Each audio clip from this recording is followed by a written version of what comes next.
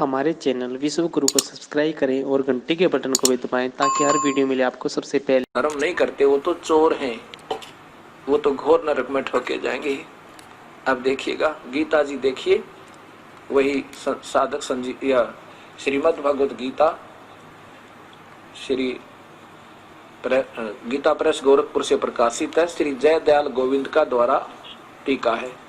इस महापुरुष ने बहुत ही अच्छी तरह टीका करने की चेष्टा की है। अध्याय नंबर 3, गीता जी का अध्याय नंबर 3।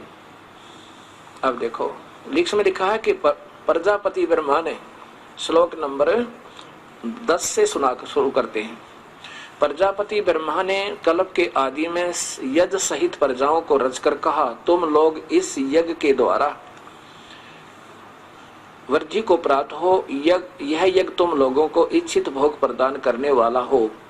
अब नीचे देखो 11वें में कहा है, इस यज्ञ के द्वारा देवताओं को उन्नत करो और देवता तुम लोगों को उन्नत करें। इस प्रकार निस्वार्थ भाव से एक दूसरे को उन्नत करते हुए तुम लोग परम कल्याण प्राप्त हो जाओगे। अब 12वें में कहा है, अध्याय नंबर 12 में, यज्ञ के द्वारा बढ़े हुए देवता तुम लोगों को बिना मांगे ही इच्छित भोग निश्चय ही देते रहेंगे। इस प्रकार उन देवताओं के द्वारा दिए हुए भोगों को जो पुरुष इनके बिना दिए यानी इनको बिना दिए यानी धर्म पुण्य ना करते, जो भगवान ने तुम्हें पिछले कर्म आधार पर दिया है उसके उसमें से कुछ पैसे दान धर्म नहीं करते, पूजा पाठ यज्ञ हवन धर्म नहीं करते, तो बिना दिए ही भोगता है, वह चोर ही है। वह तो चोर है जो यज्ञ हवन पूजा पाठ आदि नहीं करता। ये नहीं कहा जा सकता कि नित्य पाठ मत करो, ये गलत है। ये कहना कि ये गलत, ये व्यर्थ है। भी आरती मत करो, 5 यज्ञ करनी होंगी पर निष्काम भाव है, ऐसा ही लिखा है, नी इच्छा। एक यज्ञ है धर्म की, धार्मिक भंडारे अनुष्ठान ये अवश्य गुरु आज्ञा से करवाने होंगे। और सुबह शाम जोत लगावे, ज्योति हवन का काम करेगी। और शाम की आरती सुबह के नित्यक्रम अवश्य करने होंगे। इससे हमारे हृदय में ज्ञान यज्ञ बनी रहेगी, ज्ञान यज्ञ होती है। और ज्योत जो है, ज्योति जो जगाते हैं, ये कहते हैं अंदर की ज्योति जगाओ बाहर की ज्योति नहीं, ना तो अंदर की जगह इनकी, क्योंकि नाम गलत गीता के विरुद्ध। और बाहर जो धर्म से पुण्य होना था, जो लाभ होना था, वो बंद करवा दिया। ऐसे ही धन धन सतगुरु, ऐसे ही राधा स्वामी पंथ में कहते हैं ज्योति मत लगाओ, ना कोई धर्म पुण्य करना, तुम्हें भोगना पड़ेगा। अब ये अधूरे सधूरे मार्गदर्शन करके इन भोली आत्माओं को ऐसे भ्रमित कर दिया। हमने गीता में जो लिखा है वो तो करना ही करना है। हम भी उसको कहते हैं कैसे कि जैसे गीता में लिखा है कि तुम मेरा पाठ कर अर्जुन, गीता का नित्य पाठ करता रहे तो मुझे ही प्राप्त होगा निसंदेह, कोई शक नहीं, इसमें कोई शक नहीं। केवल एक पाठ्यक्रम करते रहने से और सही नाम ना मिलने से आंशिक लाभ है, पूर्ण नहीं। यही कहना चाहे भगवान ने। कबीर परमात्मा भी यही कहते हैं कि ये जो तुम पाठ केवल पाठ ही करते हो, चाहे वेद का करो, चाहे गीता जी का, महावीर रामायण का, और चाहे कुरान शरीफ का, पवित्र बाइबल का, या गुरु ग्रंथ साहिब का, या गरीबदास जी की वाणी का, कबीर साहिब की वाणी का करते रहो। अगर सही नाम नहीं मिला तो अधूरे और व्यर्थ है तुम्हारी साधना। इसके साथ साथ ये तो करने हैं, अगर नाम नहीं मिला तो ये सब व्यर्थ है। जैसे खेत में बीज बीजा नहीं और खाद और पानी सुचारू देते रहे तो क्या लाभ होगा? घास होगा, अन्न नहीं होगा, भूखे मर जाएंगे। ऐसे ही हमने पहले बीज बीजना है और सच्चे और सार नाम का, और उसके बाद फिर ये धर्म यज्ञ, हवन यज्ञ, परिणाम यज्ञ, ज्ञान यज्ञ, ज्योत भी जगानी है सुबह शाम, और अखंड जगा दे तो कहना है कि दिन रात चलावे। और प्रणाम यज्ञ, दंडवत प्रणाम,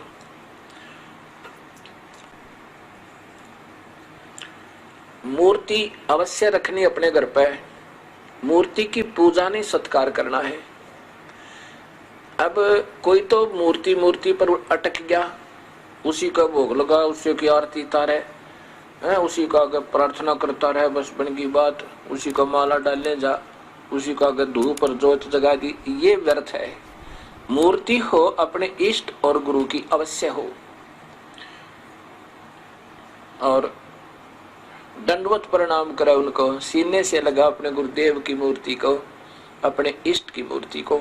इससे हमारे अंदर विनम्रता और उनके प्रति श्रद्धा बनी रहती है। ऐसा ना करने से भी हम अधूरे रह जाएंगे। केवल मूर्ति ही पूजता रहे, ये कबीर साहब ने खंडन किया। नादानो, तुम केवल मूर्ति पर ही आश्रित हो गए, मंत्र सही जाप कर नहीं रहे, इसलिए मूर्ति पूजा का खंडन किया। लेकिन मूर्ति का होना अति आवश्यक है, उसे देखते हृदय गदगद हो जाता है। जैसे हम किसी ऋषि महर्षि की मूर्ति देखें, आत्मा में भक्ति की प्रेरणा जागृत होती है। ऐसे ये मूर्तियां सेंटिमेंटल का काम करती हैं, होनी चाहिए हर घर में। मंदिर में, घर मंदिर अपना एक कोने में मंदिर बना लो, एक अलमारी में, उसके एक ताक में, एक हिस्से में अपना मंदिर बनावे, मूर्ति रखा अपने गुरुदेव की, अपने इष्ट देव की, क्योंकि इष्ट देव की पूजा अवश्य होनी चाहिए, उसकी मूर्ति भी होनी चाहिए। जैसे कबीर साहब हम सबका इष्ट है, और ब्रह्मा विष्णु महेश के पिता निरंजन ज्योत निरंजन काल भगवान गीता में जो कहता है, उसका भी इष्ट है। 18वें अध्याय का 64वां श्लोक, निष्पक्ष भाव से फिर दोबारा सोल्यूशन करके देखो उसको। तो हम सबका इष्ट देव तो कबीर परमेश्वर है, उसी की मूर्ति, और साथ में वो गुरुदेव जो सच्चा नाम देता, उनकी मूर्ति अवश्य घर में हो, और फिर ज्योत लगावे। धूप जरूरी नहीं है, धूप तो केवल धुआं धुआं करती है। हवन का काम घी न करना, और हवन अवश्य करना, ये भी यज्ञ। 5 यज्ञ करते हैं हम। एक यज्ञ है धर्म की, या इस आश्रम के अंदर हर महीने हजारों की संख्या में, कोई हजारों की संख्या में भक्त आत्मा आते हैं, और यहाँ पर उनके भोजन की व्यवस्था फ्री मुफ्त होती है, कबीर परमात्मा की कर पाते हैं। और ये धर्म यज्ञ हो गया। प्रत्येक पूर्णिमासी को 3 दिन का एक पाठ चलता है गुरु ग्रंथ साहिब का, गरीबदास जी की वाणी का,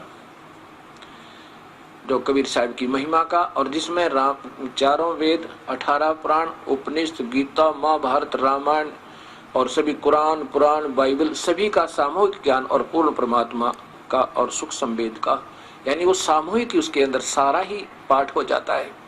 3 दिन में वो पूरा हो जाता है, और 3 दिन तक अखंड ज्योत जगती है।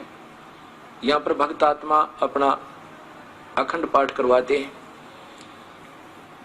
जितने भी पाठ होते हैं, जैसे कभी 100 हो जाते हैं, कभी 125 हो जाते हैं, उनके नाना अलग अलग से, उनकी अलग से ज्योति 3 दिन जगती रहती है। वो हवन होता है, और 120 ज्योतियां जहाँ पर जगह, 140 ज्योतियां जगह, 3 दिन के अंदर लगभग 1.5 क्विंटल घी का हवन हो जाता है, देसी घी का,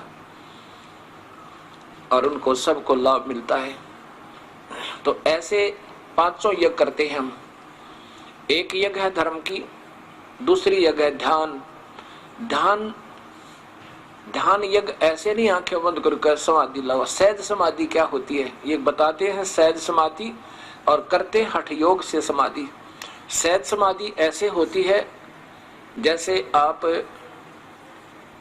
कहीं बाहर चले जाओ और जा चुके हो 1000 किलोमीटर, तब आपको याद आए कि मैंने 50,000 रुपये लोन लिया था और अलमारी में रख दिया तिजोरी में, और चलती दफा किराया जब निकालने लगा और अलमारी खुली छोड़ा, और फिर आप अपने जिस काम पर पहुंच चुके हो वहां से वापस जब तक नहीं आओगे, 1 दिन में, 2 दिन में, 4 दिन में, तब तक आपका ध्यान अलमारी से नहीं हट सकता है। परमात्मा, कहीं बच्चे बाहर चले जावें, कोई चोर ना घुस जावे, किसी बच्चे का हाथ लग जाए वो खराब ना कर दे, मुश्किल से गरीब आदमी ने लोन लिया है, कर्ज लिया है, आप वहां काम भी करते रहोगे, रिश्तेदारों से बात भी करते रहोगे, लेकिन आपका ध्यान वहां से हट नहीं सकता, पल पल में होगा, आँखों से पानी आने को हो जाएगा, दिल में कसक सी होगी, हे परमात्मा क्या होगा, हे दाता ठीक ठाक पावे। ये सहज समाधि है। हम आपको इतना योग्य कर देंगे, उस परम पिता के गुणों से परिचित करवा देंगे। कबीर परमात्मा कहता है आपकी सहज समाधि हटे नहीं माते। ये ध्यान है, ये ध्यान यज्ञ है, ये सहज समाधि कहलाती है। हठ योग करना ये समाधि नहीं है, ये तो हठ योग है, और ये गीता में मना किया हुआ है। अभी दिखाऊंगा आपको। एक यज्ञ है धर्म की, और दूसरी यज्ञ है ध्यान, तीसरी यज्ञ हवन की। एक ज्योत जलाते हम और सभी से प्रार्थना करते, अपने अपने घरों में एक अलमारी बनाओ, उसका एक हिस्सा बनाओ, उसको बिल्कुल वहां कोई कपड़ा वपड़ा ना रखे, कहीं ज्योति से आग ना लग जाए, उसमें कोई ऐसी वस्तु ना हो, केवल फोटो भी उससे ऊपर वाले ताक में हो, अपने कबीर परमेश्वर के, साथ में गुरुदेव के। और सुबह शाम अवश्य अच्छा घी डाल के, 100 ग्राम तक कम नहीं डाला है, और ज्यादा डाल देता, जितना भी आप बीजोगे आप ही को देगा भगवान। ये तो आपकी आउटपुट है, जितना डालोगे उतनी आपको आउटपुट ज्यादा होकर मिलती है। ये हवन, तीसरी यज्ञ हवन की, और चौथी यज्ञ प्रणाम। गुरुदेव को दंडवत प्रणाम करे, और मूर्ति को सुबह उठते ही, मैं तो अपना भाव बताता हूँ, अपने गुरुदेव की, अपने इष्ट देव की मूर्ति जब दिखे, अपने आप नतमस्तक सिर हो जाता है, डटा नहीं जाता, और ऐसे दंडवत प्रणाम करता हूँ। ये पूजा नहीं होती। और यही हम, क्योंकि हम समझ नहीं पाते सतमार्ग को, तब तक हम एक को रिजेक्ट कर देते हैं। वो तो मूर्ति पूजा करते हैं, वो तो ऐसा करते हैं। पूजा क्या होती है?